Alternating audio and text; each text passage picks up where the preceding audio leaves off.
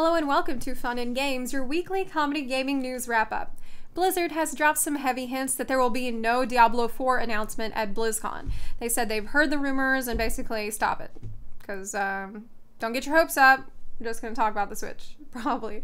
They actually said, good things come to those who wait, but evil things often take longer. So Diablo 4 will take longer than you can wait because it is not good.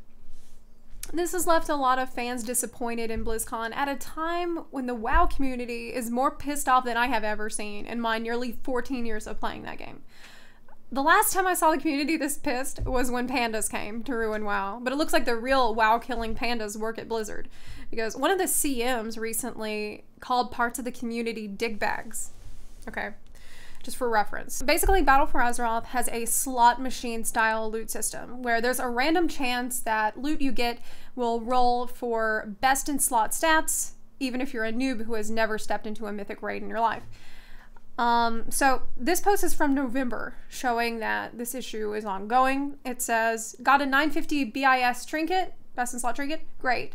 Now try getting 955. Got 955, great. Now try to get it with a socket. Now try to get the socket with the tertiary stat. You see how you're constantly having to try to get the small chance of the slightly better item, which sucks. Now, with Battle for Azeroth, this problem has gotten worse, because while Azerite armor doesn't Titan Forge for randomly higher item levels, it has its own RNG built into it. So it has Azerite traits, and some of them are way better than others, so you're constantly trying to get the armor that will roll for the traits that you need.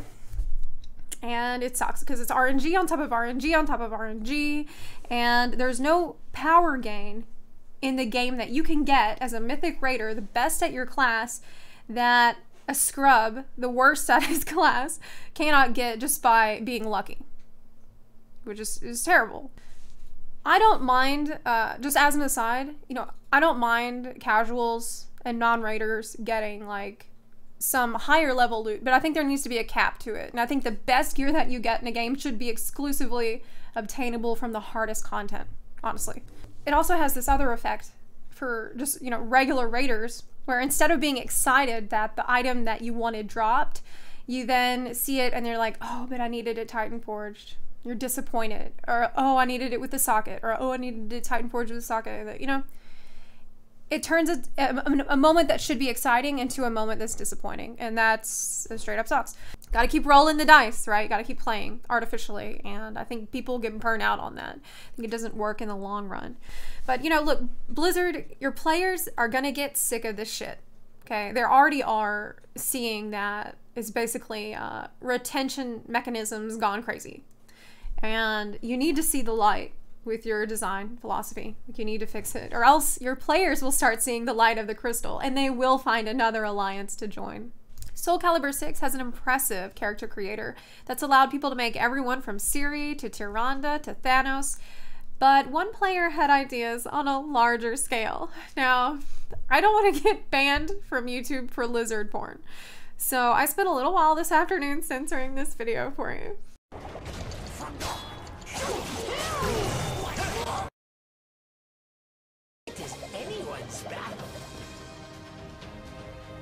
Battle 1. Fight! Now it looks like he's found a way to be long in Soul Calibur. He doesn't seem to have a reptile dysfunction. Is that an alligator? Or a crocodile? Last week, Bathadil posted a note on the Fallout 76 subreddit that mentions the Brotherhood of Steel at a time when they, quote, barely exist and only in California. The note says, get to Abby.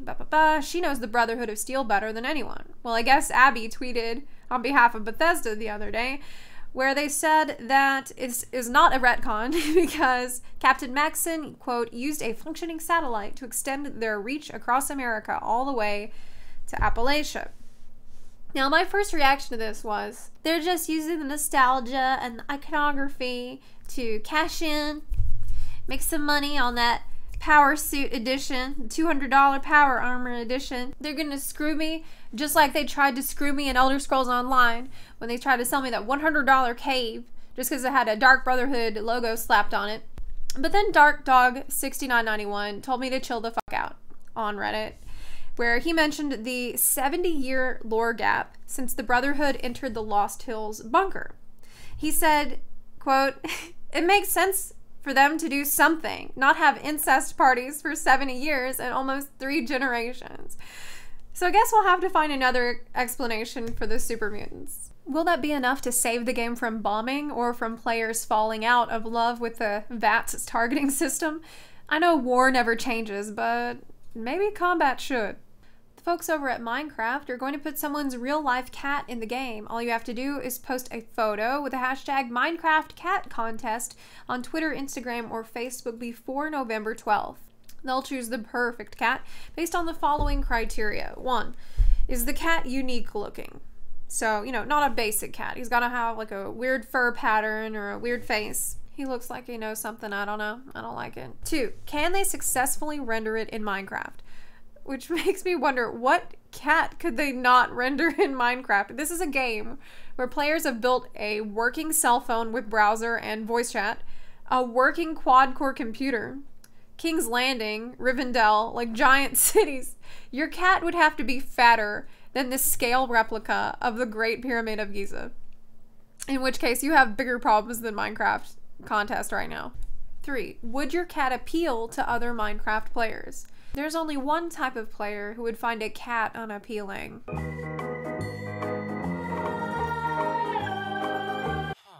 The game we're all nuts over, Red Dead Redemption 2, is now available for preload.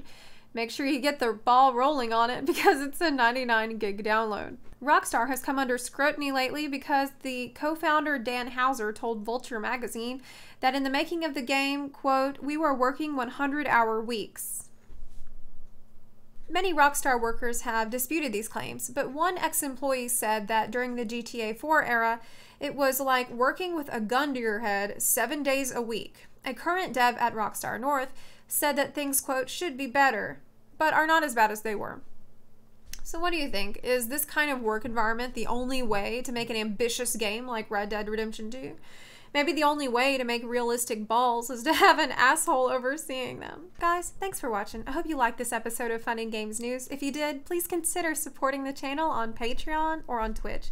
You can also support the channel for free just by clicking the subscribe button or by sharing this video with your friends.